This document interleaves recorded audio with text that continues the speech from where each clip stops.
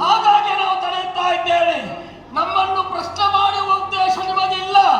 ಬದುಕಬೇಕು ಅಂತ ಇದ್ರೆ ಸರಳಾಗಿ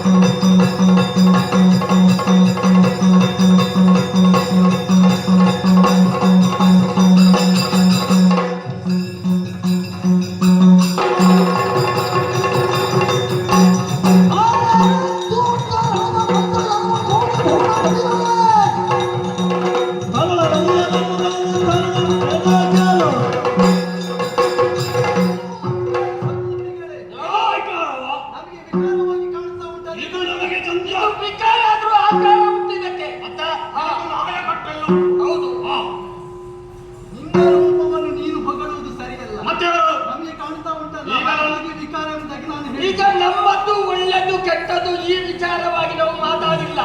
ನಮ್ಮದೊಡೆ ವಿಕಾರ ಸ್ವರೂಪ ಅಂತ ಹೇಳಿದವರು ನೀವು. ಅದರ ಅವಶ್ಯಕತೆ ಇಲ್ಲ ನಮಗೆ. ಅದು ನಮಗೆ ಗೊತ್ತುಂಟಲ್ಲ. ನಿಮಗೆ ಗೊತ್ತಿದ್ರೆ